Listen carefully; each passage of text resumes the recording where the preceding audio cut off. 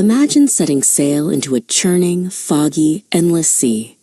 A vast gray expanse where the horizon offers no clues and the sky is a blank canvas. Now, imagine doing it with no compass, no GPS, and no map. Yet, for over 3 centuries, the Vikings did exactly that.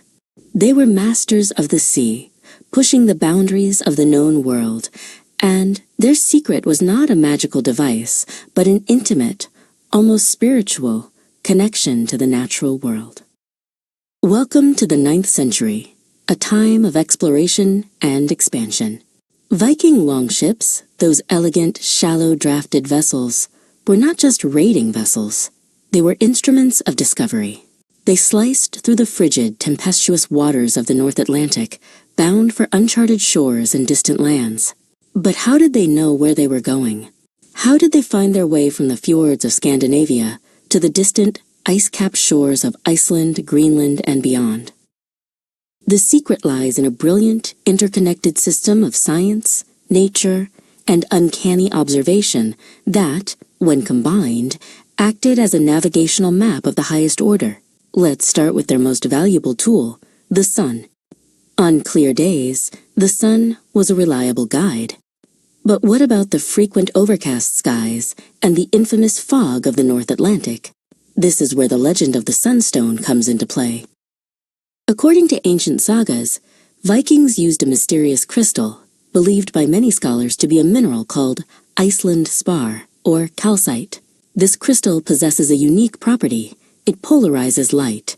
Even in the thickest of overcast skies, by holding this transparent crystal up to the sky and rotating it, the Vikings could observe the patterns of polarized light passing through it. When the crystal produced a distinct pattern or shadow, it would reveal the precise, hidden position of the sun behind the clouds. By finding the sun, they could determine true north and orient themselves with astonishing accuracy. It was a marvel of ancient optics, a natural GPS that required no magnetism, no electricity, only a deep understanding of the world around them. But what about nighttime, or the long, polar winters when the sun vanished for months? That's when they looked to the heavens. The Vikings were keen astronomers, memorizing the patterns of the constellations and using the North Star, Polaris, as a celestial anchor. It was a fixed point in the sky that gave them a constant sense of direction. They even taught young navigators to measure latitude, or their north-south position, by simply using their hand to gauge the star's height above the horizon. This was a method passed down through generations, making every young sailor a potential navigator. But perhaps their most trusted and constant co-pilot was nature itself. They read the ocean as if it were a book. They interpreted cloud formations, knowing that certain types of clouds signified distant land masses. They listened to the rhythmic motion of ocean swells, understanding how patterns created by distant winds and currents could point them toward a destination. The direction of the wind, the migration patterns of whales, and the flight paths of birds all served as vital pieces of a greater puzzle. Some Viking captains were said to have an almost preternatural sense of their surroundings. They noticed how certain waves would bounce off a distant shore, creating a subtle cross-swell that they could feel on their longships. Long before that shore was visible to the eye, they could feel land approaching, like a seismic tremor in the water, a subtle vibration that whispered of solid ground. And for when all else failed, they had their winged companions, ravens. A Viking would release a raven mid-sea. If the bird circled and returned to the ship, it was a sure sign that land was still far away. But if the raven flew off with purpose in a specific direction, the crew would follow, confident in the bird's instincts, because ravens, a creature of the earth, never stray far from shore. Records and archaeological finds even suggest that some Viking ships carried primitive sun compasses, discs with intricate carved lines that used the shadows cast by a central peg to determine latitude and a rough sense of direction at midday. This tool, combined with their vast knowledge of the sea, gave them a level of navigational confidence that was truly staggering. It wasn't foolproof, of course. Storms could blow them off course, thick clouds could obscure the stars, and the long, polar nights were a brutal test of endurance. But what they lacked in modern technology, they made up for in generations of experience and a profound connection to their world. Their knowledge was not written down in scrolls or books. It was passed down through generations of oral training, with every Viking boy learning the charts of the winds, the positions of the stars, and the rhythms of the waves by heart. No paper, just stories, instincts, and the shared wisdom of a seafaring people. And so, when they finally reached those distant, uncharted lands, from Iceland to Greenland to the shores of North America, it was not a stroke of luck. It was a testament to their mastery of the sea and sky, a grand and epic act of human ingenuity. So the next time your phone's GPS glitches, remember this. The Vikings crossed entire oceans, discovered new continents, and wrote their names into history with nothing but sunlight, ravens, and stars.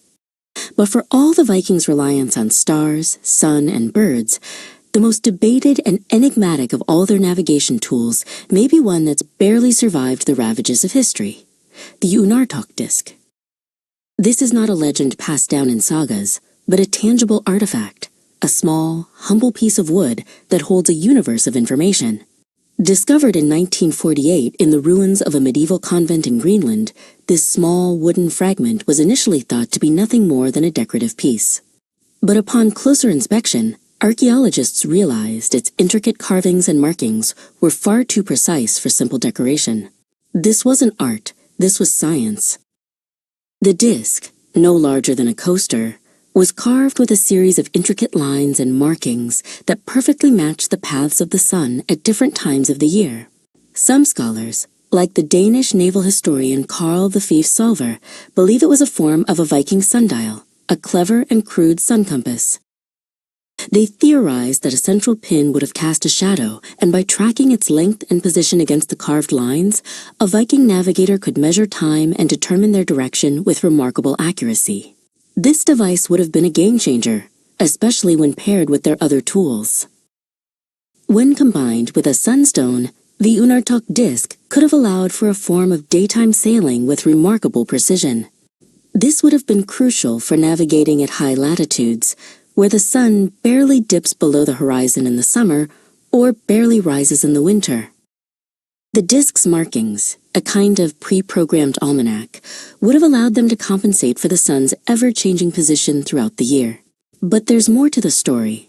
Other scholars argue that the UUNARTOQ disk was part of a much larger, more sophisticated navigational system, a celestial calendar now lost to time. They point to the disk's intricate notches and double-scored lines as evidence of a highly advanced understanding of astronomy and physics, a level of knowledge that we are only now beginning to appreciate. They suggest it may have been a, quote, twilight compass, specifically designed for use during the long twilight periods of northern voyages. By combining the disk with the sunstone, they could have pinpointed the sun's position even after it had dipped below the horizon, extending their navigational window and allowing them to sail with confidence through the long northern nights.